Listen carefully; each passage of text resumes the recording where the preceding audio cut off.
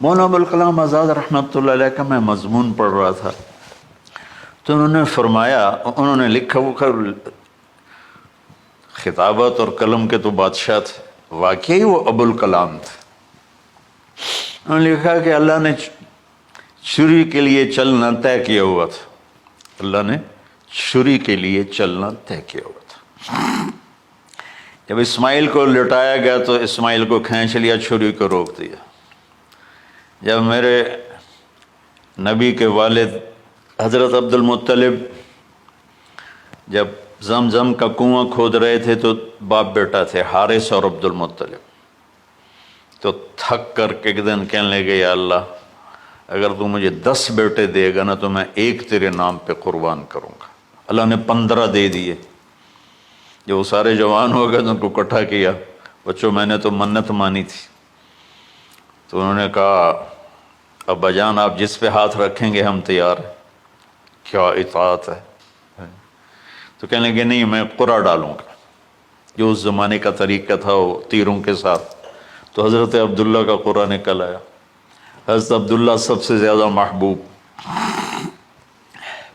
تو انہوں نے ہاتھ پکڑا، چھرا اٹھایا۔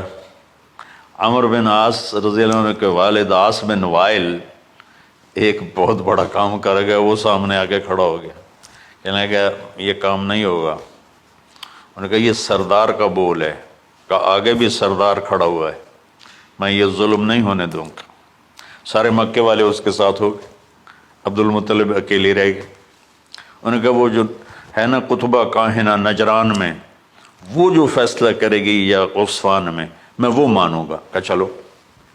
تو عصفان یا نجران گئے قریش مکہ کے سردار، تو اس کاہنہ عورت، جیسے آج اس زمانے کی جج ہوتی تھی مرد بھی عورت میں، اس نے کہا کہ تم لوگ قتل کا معاوضہ کیا لیتے ہو؟ کہ 10 اونٹ۔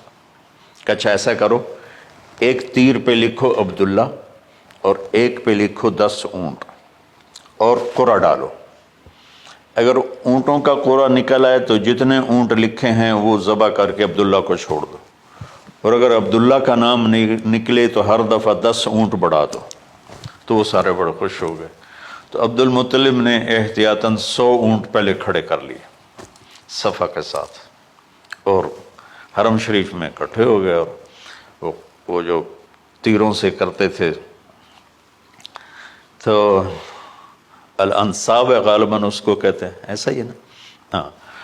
تو وہ 10 اونٹ عبداللہ، اس نے جو قرعہ اندازی میں والے جو پھینکا تو نکلا عبداللہ، تو وہ 10 اونٹ اس نے پہلے الگ کھڑے کیے تھے تو 20 کر دیے، پھر قرعہ ڈالا تو عبداللہ، پھر 10 اور کر کے 30 کر دیے، پھر قرعہ ڈالا تو عبداللہ، پھر 10 اور کی تو 40 ہو گئے، پھر قرعہ ڈالا تو عبداللہ تو 50 ہو گئے، پھر قرعہ ڈالا تو عبداللہ تو 60 ہو گئے۔ مکے والوں کی آنکھیں پھٹنے لگی، پسینے آنے لگے۔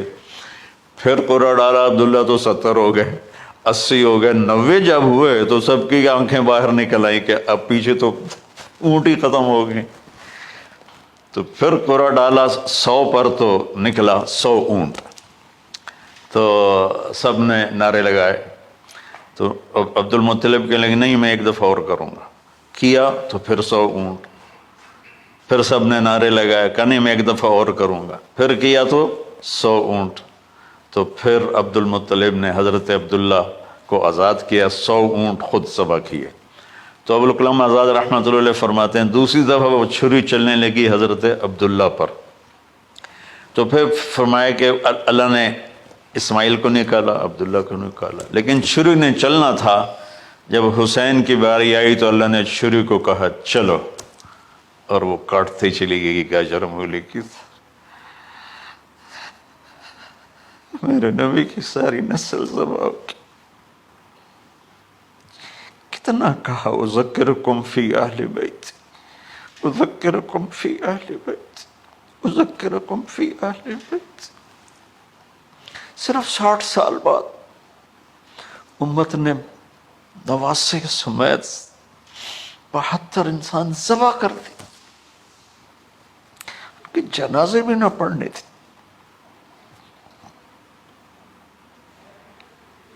اقبال نے کہا تھا نا، قتل حسین اصل میں مرگ یزید ہے، اسلام زندہ ہوتا ہے ہر کربلا کے بعد۔ اللہ سے محبت کرو، اللہ کے نبی سے محبت کرو، اللہ کے نبی کے گھرانے سے محبت کرو، اللہ کے نبی کے صحابہ سے محبت کرو، اللہ کے نیک بندوں سے محبت کرو۔